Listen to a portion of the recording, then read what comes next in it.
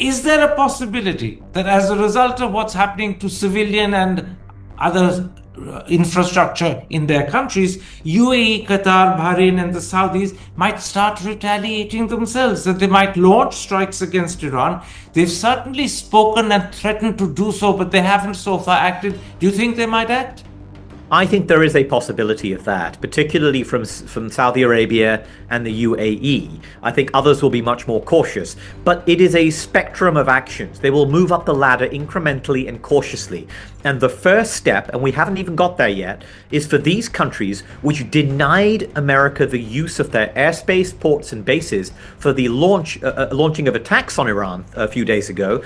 The next step would be for them to open up their facilities and their airspace to the United States and perhaps to other European countries like the UK, whose base at Cyprus was nearly struck this weekend, and France, whose naval facility at Abu Dhabi was hit a day ago.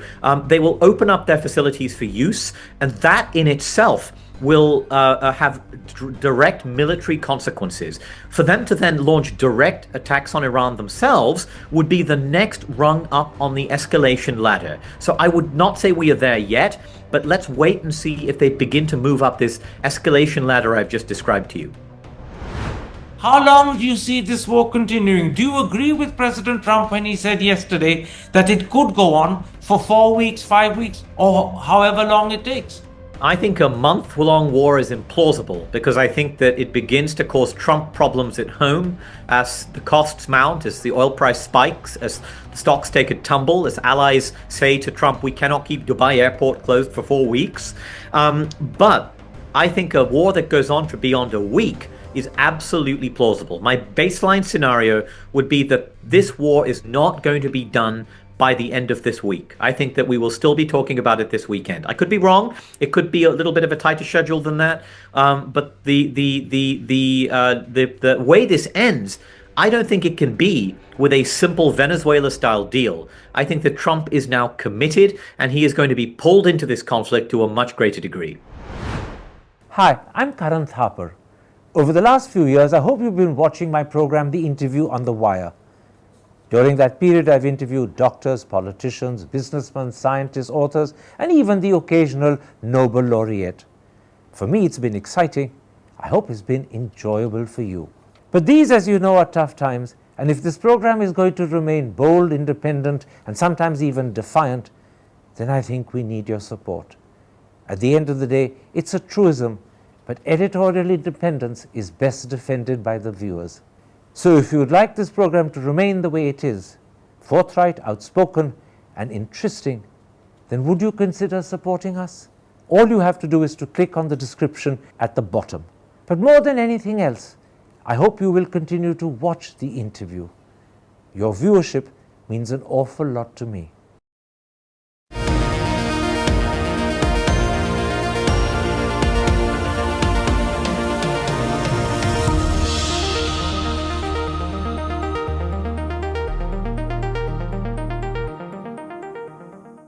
Hello and welcome to a special interview for The Wire. With the US-Israel-Iran war becoming a regional crisis, how much worse could the situation become? Can decapitation really lead to regime change in Iran? How long can Iran fight on? And will UAE, Qatar, Bahrain, and the Saudi Arabian kingdom retaliate? And what more does President Trump have in mind? These are the key issues I shall discuss today with the well-known and highly regarded defense editor of The Economist, Shashank Joshi. Shashank Joshi, the US-Israeli strikes have killed the Ayatollah and members of his family, the defense minister, the head of the Revolutionary Guard, the head of the army, and several of the Ayatollah's top advisors. What does this tell us about US-Israeli intelligence and their joint military power? Well, thank you for having me, Karan. I mean, what we know is that while it was an Israeli strike that killed Ayatollah Khamenei in his compound in Tehran, it was intelligence gathered by the CIA, America's intelligence agency, that helped locate him in this meeting of senior leaders. And what does that tell us? It tells us that, first of all, this is closely coordinated between the United States and Israel. This is not just a case of an Israeli war that America has fortuitously joined in an opportunistic fashion. This is a carefully prepared and organized joint campaign.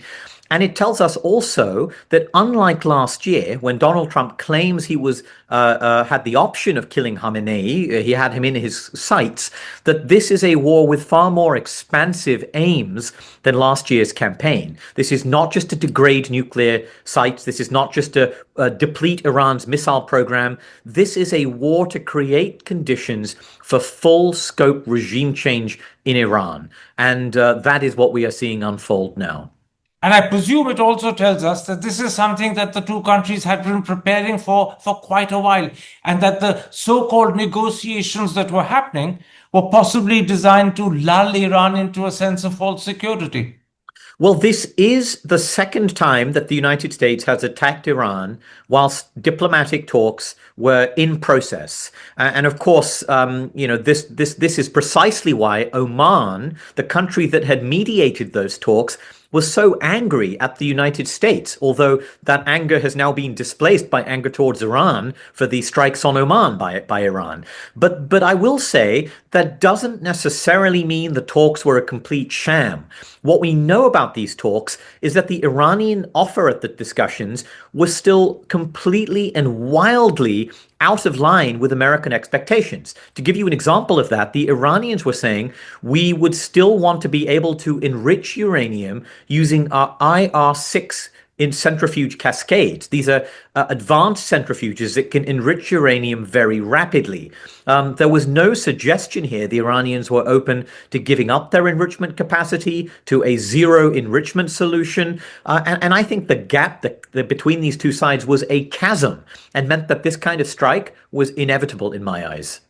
Now, this time round, it's widely believed that the aim is regime change. But can decapitation of the regime lead to regime change without boots on the ground? Is that not an essential element that has to happen? Karan, we don't have many historical cases of aerial bombardment, however robust and intense, producing decisive, durable political change. The examples we have are, I think, for example, the US invasion of Afghanistan, where you had a surrogate ground force. In that case, of course, as you remember, Karan, the Northern Alliance. And in 2011, in the case of the US and NATO attacks on Libya, you had Libyan rebels, armed rebels on the ground, again, acting as a surrogate ground force capable of literally sweeping away the regime in cities and in positions of power. You don't have that in this instance. We don't have a full-fledged armed rebellion on the ground, although that's not to say one could not develop. What I will say, though, is the one caveat I place on this, Karan, is that there are not many historical cases of a regime that has been so badly depleted and mauled and hollowed out internally and has lost legitimacy to the degree that this Iranian regime has by dint of killing tens of thousands of its own people, that is then subject to this kind of attack. We just don't have that many post-war cases of that kind of campaign. So I'm reluctant to say to you that the regime will be standing in a few weeks. I'm reluctant to say that aerial bombardment will not be enough, because I think that in this case, the regime is weak, fragile, and brittle. The Iranian authorities have appointed an interim supreme leader. He's called Ayatollah Arafi. How can Trump ensure that his strikes don't lead to a more hardline leadership replacing Khamenei? How can he ensure that it won't be a more strict and a more severe leadership rather than what he's hoping for, which is that the Iranian people will rise up and topple the government? I don't think he can guarantee that at all, Karan. I think that if you look at what the US intelligence agencies are telling the president, they are saying, and they said, if Khamenei goes and the regime is in a period of full-fledged transition, the likeliest replacement is a regime that is dominated by the Islamic Revolutionary Guard Corps, the IRGC. Now, who is leading the IRGC? Well, General Salami was killed last summer. You had another general killed 2 days ago, 3 days ago. The incumbent who has just taken charge is General Vahidi. Who is General Vahidi? Well, this is a man who is associated with the bombing of a Jewish cultural center in Argentina in the 1990s. He was defense minister. He was interior minister at the time when Iran brutally suppressed the protests around the killing of Mahsa Amini in 2022. And he was ahead of the or in the Quds Force, which is the expeditionary arm of the IRGC, when it was active in places like Bosnia and when it was helping to chase the Israelis out of southern Lebanon. And so this is not a man who is equivalent to, let's say, someone like Delcy Rodriguez, the Venezuelan replacement for Maduro, who is ready and willing to cut a deal with Mr. Trump. This is a much more hardline figure. And therefore, that leads me to the conclusion, Karan, Donald Trump is not yet ready to do a deal. We have many days of war ahead of us still. Now, let's talk about what Iran has been doing in response. The Ayatollah's killing has led the Revolutionary Guards to promise that they will unleash hell. President Pezeshkian has said revenge is a duty, it's a moral duty, in fact, to quote him identically. But how long can Iran keep going on, given the degradation its military facilities have suffered both last year and already this year? Well, Iran was thought to have somewhere in the region of 2,500 ballistic missiles at the outset of this campaign. And in theory, at the prevailing rates of launch, that would be sufficient to last for a couple of weeks. And of course, you can ration these to then eke them out further. The problem, Karan, is not so much missile stockpiles. It is command and control, and it is survivability. And by command and control, I mean the Iranian military leadership, as we have just been discussing, has been decapitated. We saw even an acknowledgement of that by Abbas Araghchi, the Iranian foreign minister, who said this is delegated. You have junior personnel firing missiles on their own initiative, which is not a very efficient process. So that's problem number one, command and control and decapitation. Problem number two is survivability. In last year's 12-day war, Israel is thought to have destroyed around half of Iran's missile launchers.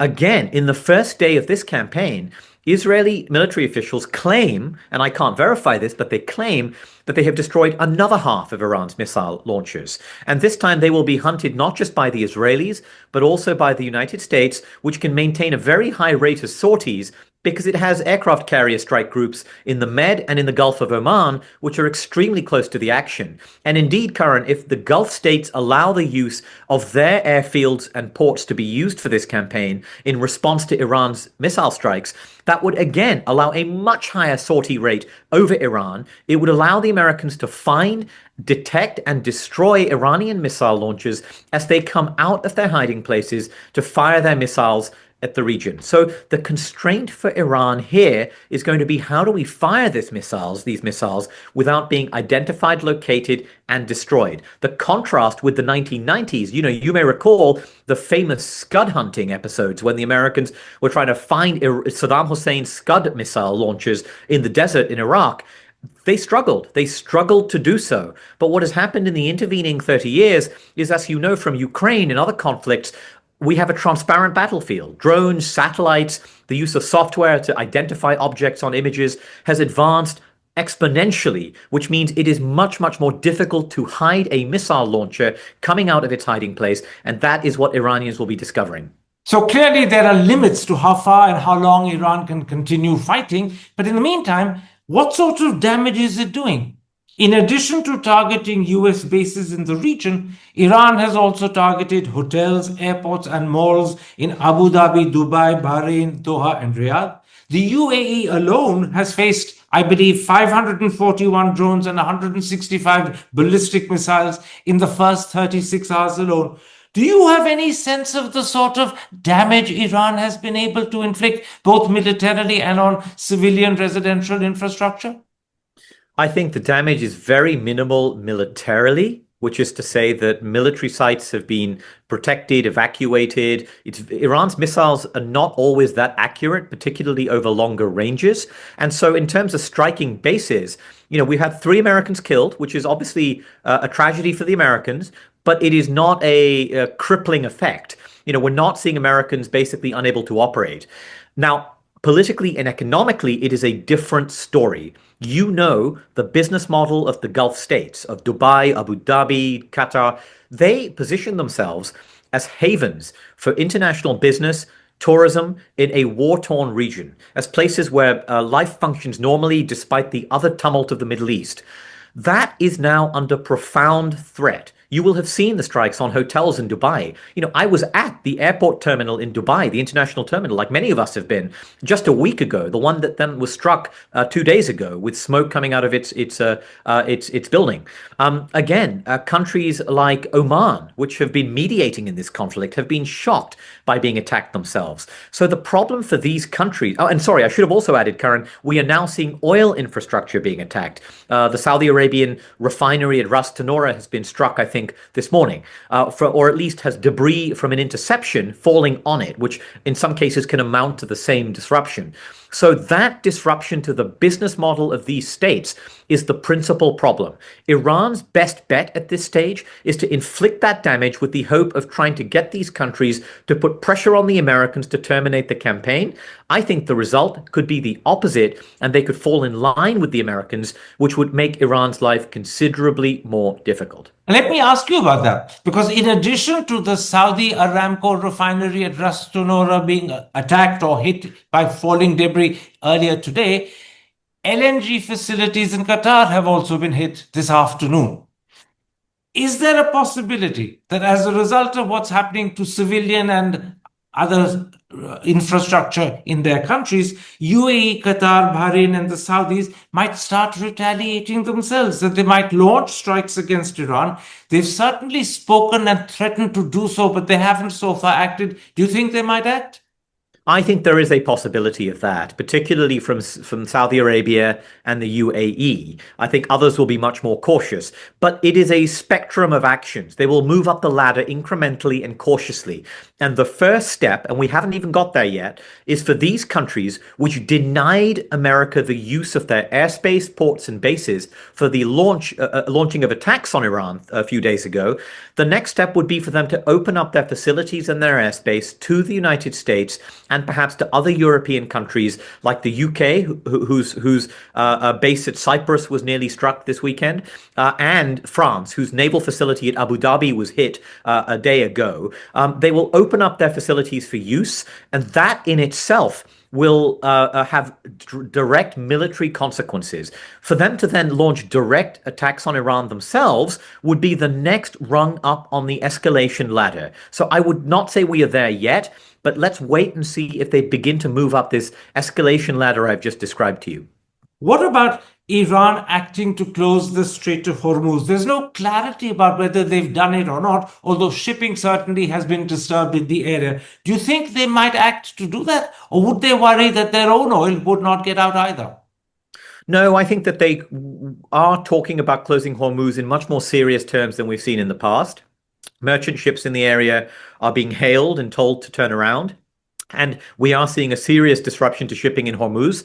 Now, the problem is not just that, of course, this would disrupt Iran's own supply. It's that Iran's ability to close Hormuz depends on either their ability to harass shipping with the IRGC Navy or the laying of mines. And that is precisely why on day one of this conflict, we saw the United States strike Iran's Navy and the IRGC Navy very, very heavily, including in the port of Chabahar and other facilities. So America is aware of this, and Iran's ability to send out vessels to do the mining, I don't know how strong that is anymore. So that's an open question right now.